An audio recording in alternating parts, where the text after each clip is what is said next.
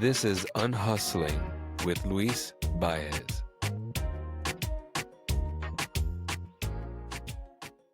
I've always been a disciplined person. Structure makes me feel safe. Lists make me feel like the world makes sense. My mornings were a ritual, not just routine. Wake up early, journal, walk, stretch, plan. Every hour blocked, every task accounted for. My Google Calendar looked like a game of Tetris, and for a long time, I loved it. It made me feel powerful, intentional, like I was living my life on purpose, not just reacting to it. But discipline has a shadow side, and I didn't see it creeping in until I was already deep in it.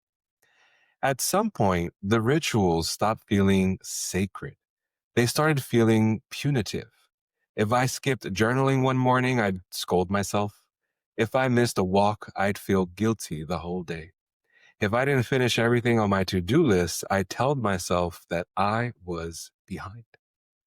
I started treating my routines like report cards. Each unchecked box was proof that I wasn't doing enough. I told myself it was accountability, but really it was punishment, wearing a productivity badge. And underneath all that structure, shame. Because somewhere along the way, I'd made discipline my apology for being human. I was trying to outrun imperfection, trying to earn peace through perfection. And it all came to a head on a flight home from vacation one time. The week had been beautiful.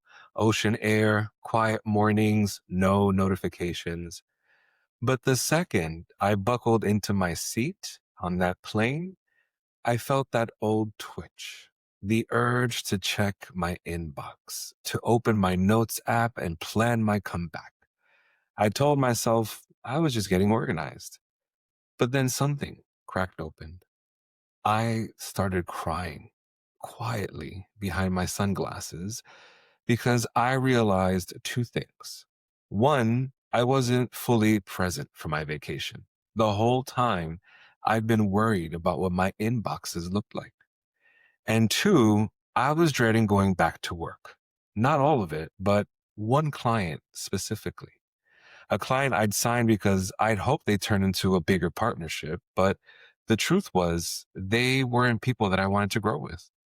And I'd spent the entire vacation with this low grade anxiety humming in the background, knowing I'd have to deal with them the moment I landed. That's when it hit me. I didn't like the business that I'd built. It looked successful from the outside, high performing, polished, growing, but inside, it felt like a machine that only ran on my perfectionism. Every part of it depended on me being on. Every system was designed for output, not joy. And for the first time, I saw it clearly. My discipline had turned into a cage, a golden one, but a cage nonetheless. That flight home changed me. I knew I couldn't go back to running my business like a self-improvement experiment.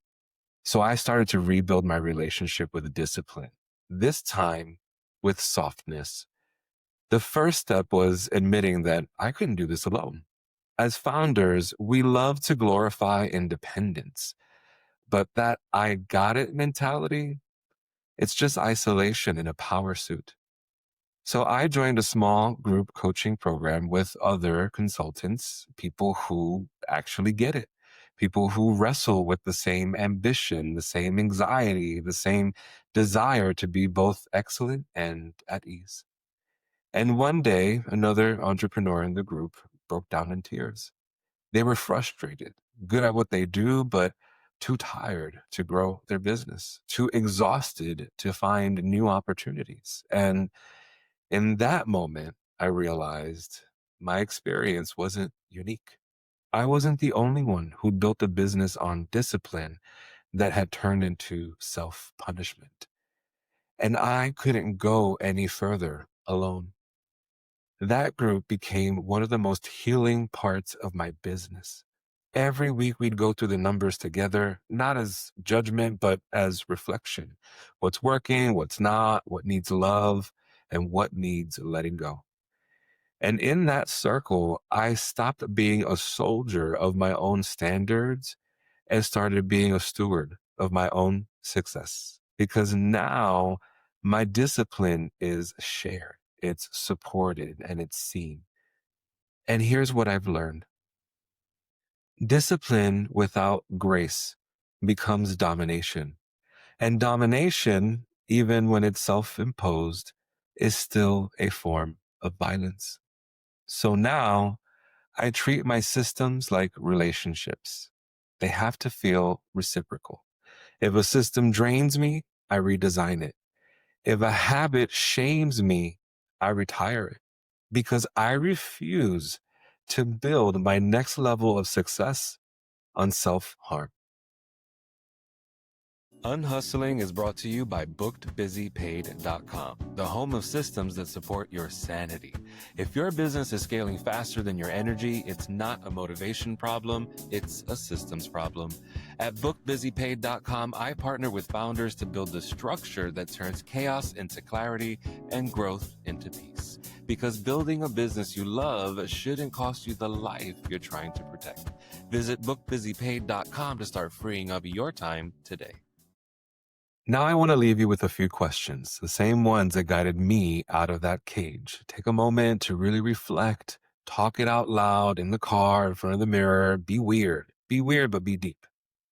First question: where in your life has discipline crossed the line into punishment? For me, it was my to-do list. I kept track of everything I needed to do, and every day that I didn't finish the list, I punished myself. I'd tell myself that I was behind, that I wasn't doing enough, that I needed to work harder. But then I made one small shift. I stopped tracking my to-dos and started tracking my got dones. And when I looked at what I'd actually accomplished on any given day, I realized something. I am far more capable than I gave myself credit for. The problem wasn't my productivity. It was my system. My old system was designed to make me feel like I was never enough. My new system reminds me that I'm already doing the work. Next question: which routines were born from love and which were born from fear? My morning walks, those were born from love. I live by the zoo, and every morning I get to say good morning to the giraffes. They bring me joy. They remind me of that childhood curiosity that I never want to lose. That routine serves me. It fills me up. But the incessant refreshing of my inboxes and feeds, that was born from fear. Fear that I'd miss an opportunity, fear that someone would reach out to me and I wouldn't respond fast enough, fear that if I wasn't always available, I'd be forgotten. And once I saw that, I knew I had to let it go because routines born from fear don't serve you. They enslave you. And last question: who would you let in to help you carry the weight of your ambition? For me, it was joining that group coaching program. And it wasn't easy because letting people in meant admitting that I didn't have it all together. It meant showing up on calls and saying, I'm struggling. I don't know what to do. But in that vulnerability, I found validation. I found community. I found people who understood me. And I learned all the mindsets and thought patterns that had been keeping me stuck.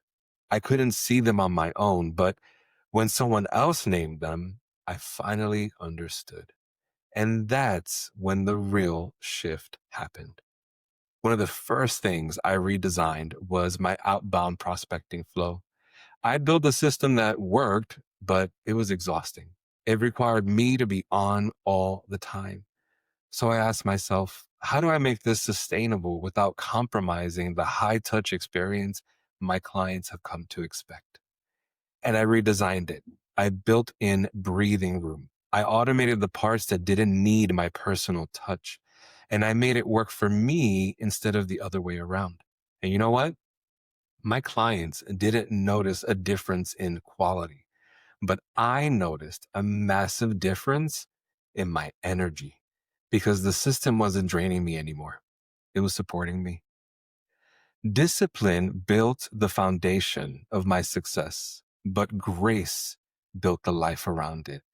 And I've learned that the point isn't to be perfectly consistent. It's to be consistently compassionate because discipline is supposed to build you, not break you. And if it's breaking you, then it's time to rebuild the rules. This is unhustling, where we build slower, breathe deeper, and still get it all done on our own terms. I'm Luis Baez, and I'm in your corner. Bye for now. You've been listening to Unhustling with Luis Baez. If this episode resonated, then share it with someone who needs to hear it. New episodes drop every Sunday. Subscribe at unhustling.com so you never miss one.